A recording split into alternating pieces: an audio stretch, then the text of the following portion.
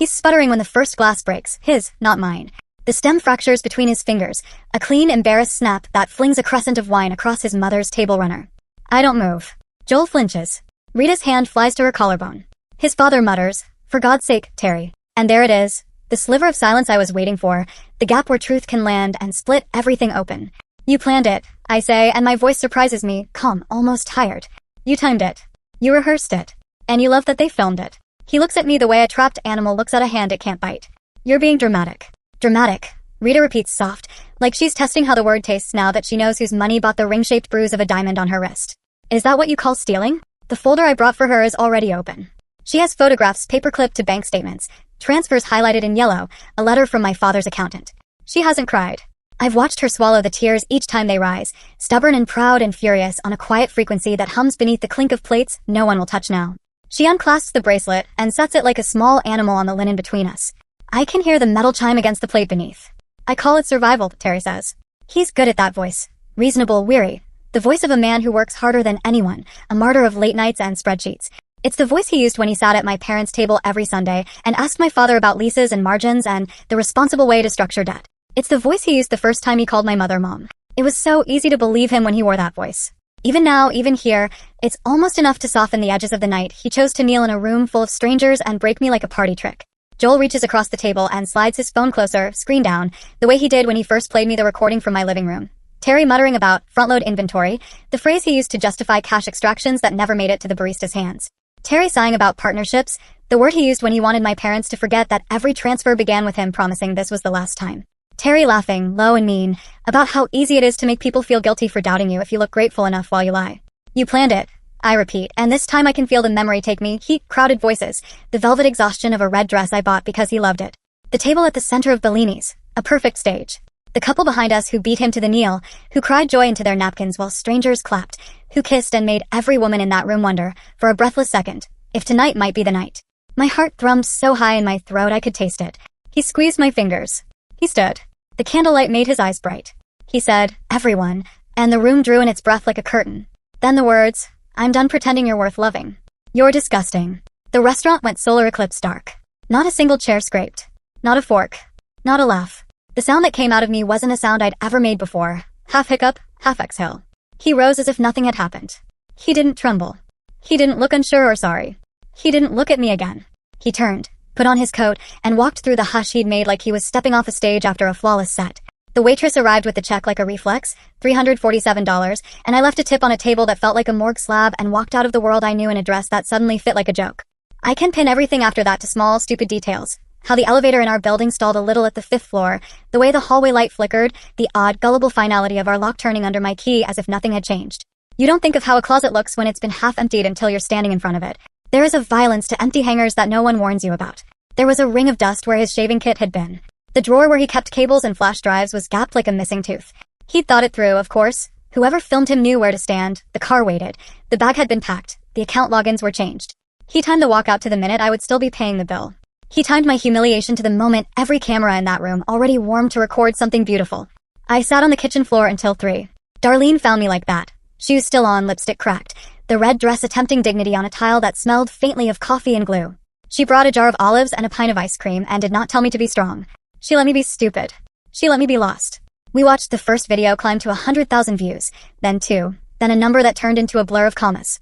The comments were a chorus of strangers building a cathedral of opinions over my body. Maybe she cheated. Maybe he found out something. Maybe she's abusive and this was the only way he could escape. Maybe she's better off. Maybe she's disgusting. The algorithm did what algorithms do. It gathered the worst parts of people and offered them a couch. My phone buzzed past midnight with a text from my boss. "Do you need time off? We have your back. Don't look at comments." I set the phone face down.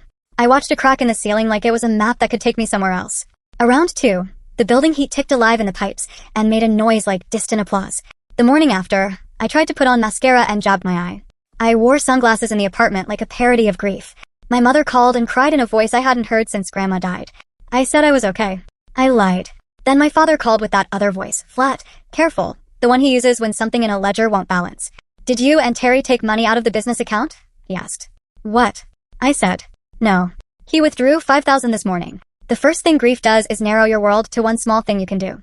I pulled the shoebox down from the closet shelf, Receipts from supply runs I'd done for the coffee shop when the espresso machine was installed, emails printed on paper because Terry liked to underscore numbers with a pen. I didn't understand what I was looking at yet. I assembled a timeline the way I used to assemble IKEA furniture, bolts and boards and an instruction booklet with nobody smiling. By noon, my father was at my table with his laptop open, scrolling through columns that made my stomach go cold. Inventory in April that never arrived. Consulting in June to a company that did not exist. A second business credit card we hadn't approved. These aren't rounding errors, he said, and the tendons in his hands looked like wires. He lied in the memo lines. We found $75,000 before dinner.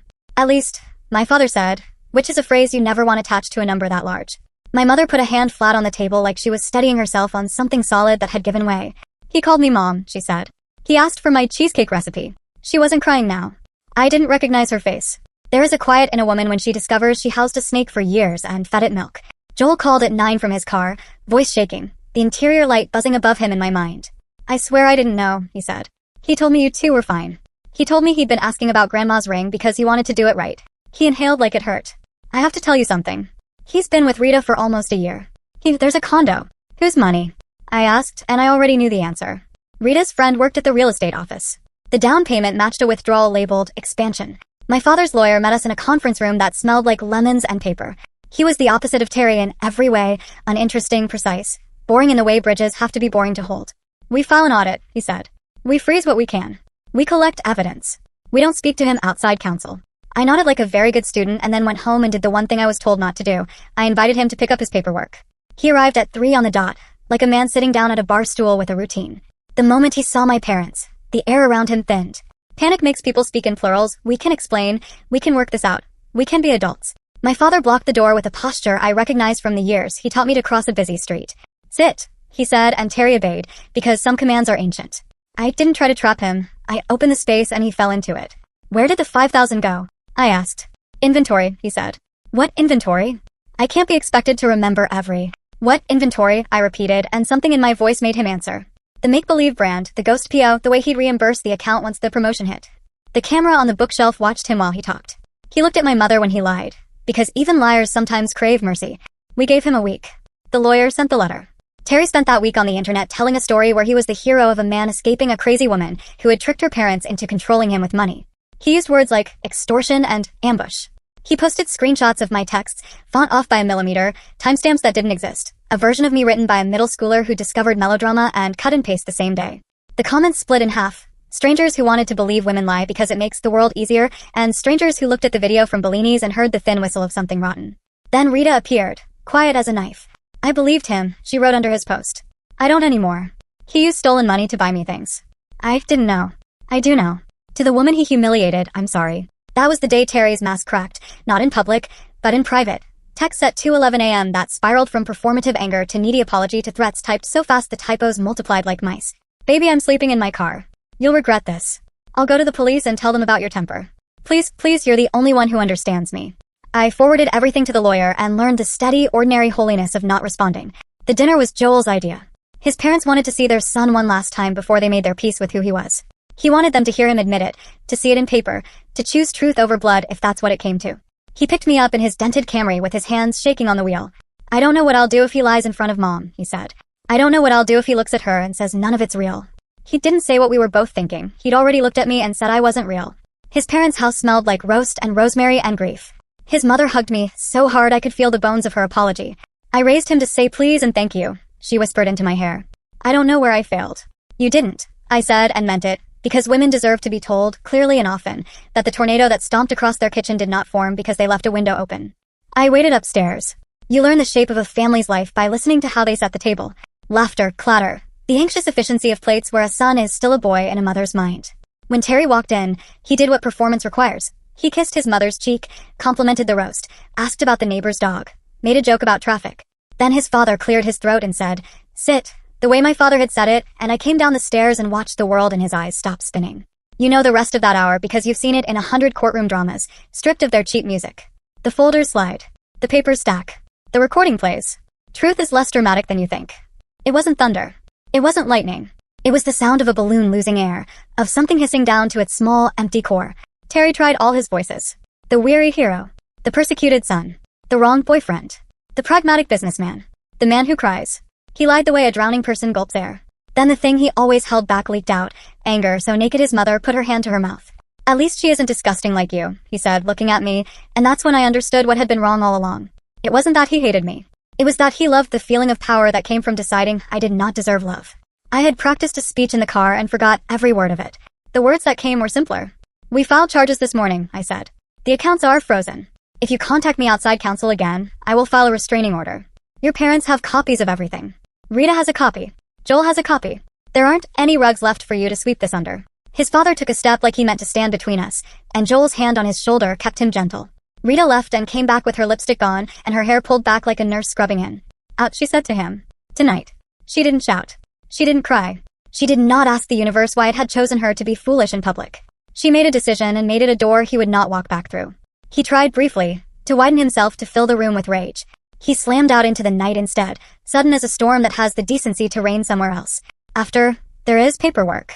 There are police reports to file and statements to notarize and emails to archive and screenshots to save in folders you name in ways that make you feel you have control /evidence/Bellini/angles/evidence/condo/down payment/evidence/parents/transfers. There is the bland miracle of a judge who says, "Based on the sworn statements and exhibits, I find good cause to grant a temporary restraining order," and you feel the letterhead like a shield you never knew paper could be. There is the quiet choreography of changing the locks at the coffee shop at 7 a.m., the baristas arriving with wide eyes and relief, the college kid named Ryan saying, "We've been covering shortages for months, thank God," and your father looking at you with something between pride and sorrow that you've learned what this country really runs on: signatures, dates, timestamps, who holds the keys. There is the night he pounds on the glass and shouts for his business back. There is the sound of police radios in the parking lot. There is the exhausted kindness of the officer who says, "Sir, you can't be here," and the slur of Terry's words, and the way even his anger looks broke and threadbare now that it's not dressed in nice clothes your parents paid for. There is the tiny, ridiculous tremor in your hands as you film, not because you are afraid of him, but because you can feel your life pivot around a hinge that clicks into place on video. And then there is court. Court is fluorescent. It smells like old paper and undercooked coffee and patience. You sit on a bench with Darlene, who gives you gum and squeezes your knee when strangers walk by in suits and small jewelry and tired shoes. Your parents are across from you with the lawyer who is building the bridge beneath your feet while you stand on it. You don't breathe like a person. You breathe like a machine. Terry arrives with a lawyer who looks like parchment and strategy. His parents sit away from him, your row, and they're separated not by aisle but by years that will not be given back. The judge comes in and the room stands and the ritual makes everyone smaller than the law, which is the point. He tries to do what men like him do, make himself blameless by erasing the lines. There were misunderstandings. Gifts, not loans. A shared dream, not theft. He tries to keep the story in the realm of we didn't communicate, the safe little pasture where harm is nobody's fault because everyone is equally imperfect. The judge is not there to be loved. "Do you admit," she says, precise as a scalpel, "that you transferred funds under false pretenses? Do you admit that you used those funds for personal expenses unrelated to the business? Do you admit that you misrepresented the nature of those funds to obtain them?" The words stack like bricks until there is nowhere for him to put his hands. He swallows. He says, "Yes, once small." Then again, louder because the judge says, "I can't hear you," and shame sounds like a man pushing volume through a throat going dry. There is nothing dramatic about sentencing when it is not prison. It is the arithmetic of consequence. 3 years probation, restitution in monthly amounts that will dog him longer than his charm ever did, 200 hours of community service he will do in a vest at the side of a road. No contact, the judge says. No proximity. The words sit in the air like iron. After, in the echo of the hallway, his mother touches my sleeve with hands that smell faintly of lemon cleanser. She is not asking for absolution. She is offering hers. "Thank you," she says, and I cry for the first time in weeks. Not for him, not for myself, but because a woman learned the hardest truth a mother can learn and did not break the world to avoid it. His apology arrives by email first, lawyer-written and antiseptic, all passive voice and regrets that have no subject. I send it back with the note my lawyer approves. Not acceptable. He will write it himself. He will name what he did. It arrives 3 days later in his handwriting, scanned poorly, ink blotting in the letters like the way he chews his lip when he's lying. It is ugly. It is true. I humiliated her. I planned it. I stole. I lied. I am ashamed. I read it once and feel nothing, which feels like everything. Next month, the first restitution payment posts to my parents' account. At that rate, he will be paying them back for 15 years, which is long enough for him to learn that accountability is not the feeling you have when you are caught, it is the habit of money leaving you as a reminder of what you owe. It is not revenge. It is rent. People ask if I watch the video anymore. I don't. Sometimes it floats up anyway because the internet has a memory like a cut that keeps reopening.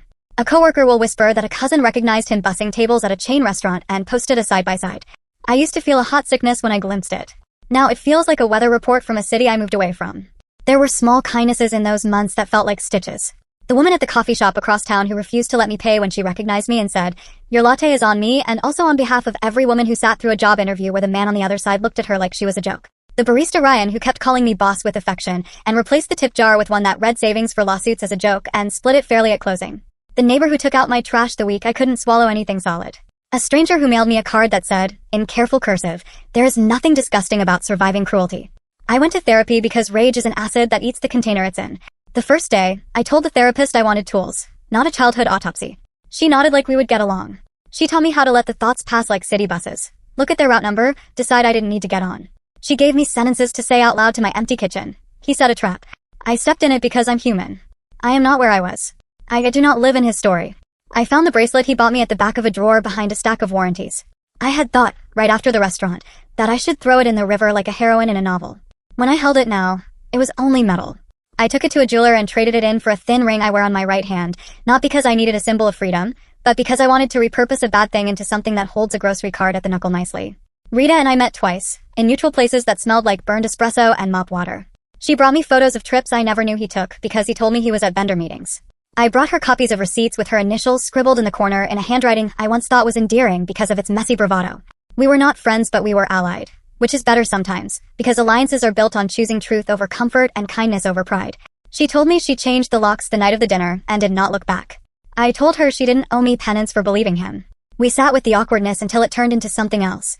Not a bond, exactly, but a relieved exhale that our lives would no longer braid around his lies. I started sleeping with my phone on Do Not Disturb. The world kept orbiting. On a Tuesday, the espresso machine at the shop hissed like a cat and died.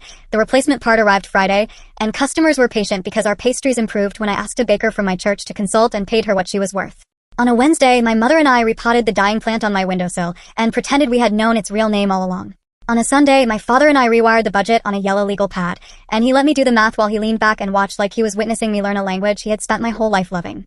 There was one more violation, a small one by court standards and not small at all inside my chest. He came by the shop mid-morning on a weekday and stood outside the glass with his palms up. He mouthed, "Please." Ryan looked at me, and I shook my head and he called the PO. By the time the officer arrived, Terry had drifted down the block. The footage was crisp. The report went into a system. Somewhere on a screen, a box toggled from green to yellow. I learned that healing sometimes looks like filling out the top half of a form with block letters while your hand stays steady. Joel texted enough to keep me human-shaped in his head and not a story. When we ran into each other in line at the copier store, he told me his mother had begun sleeping through the night again, and his father had started going back to his bowling league, which is a way men grieve. He said Terry was working nights and sending dollars out as fast as they came in because the court orders were not a metaphor. He said, "I don't know if he's sorry yet," and then, "I don't know if that matters." We stood with our printed sheets in our hands like citizens. I stopped counting the days since Bellini's at some point. It's not that I forgot, it's that the clock changed. Time was no longer clenched around a single minute where a man decided a performance was better than kindness. It stretched. It breathed. It contained groceries and deadlines and the ache you get in your wrist from carrying too many heavy bags up the stairs. Sometimes, alone in my apartment, I reheard it, "I'm done pretending you're worth loving." The sentence arrives like a mosquito you sweat without getting up. I answer with a different voice now, mine stronger, less interested in being believed. I was worth loving the whole time. I am worth loving now. It has nothing to do with you. I don't give speeches, but if I did, they would be very short. I would say, if someone humiliates you on purpose, they have told you the truest thing about themselves you will ever know. Believe them. If someone steals and calls it survival, take your receipts and your rage to a lawyer who files things on heavy paper. If the internet makes your pain communal, turn off your phone and let the people who bring wine and olives and sit on your kitchen floor be your algorithm. Learn the difference between closure and quiet. Choose quiet. It will hold. For months after court, I walked past a pawn shop and saw a bracelet like mine in the window, and for the first time I didn't feel anything at all. It was jewelry the way a spoon is a spoon. That evening, I locked the coffee shop behind Ryan and watched the sky bruise into a good sunset. I wore sneakers. The red dress hangs in the back of the closet, not as a shrine but because I like the way it fits again now that it's not trying to carry his gaze. I ran into a woman from Bellini's once, by accident, in a grocery aisle with canned tomatoes. She said, I was there, awkward and kind. I smiled and said, so was I. We laughed, and it wasn't brittle. She didn't ask for a selfie. She didn't tell me what she would have done.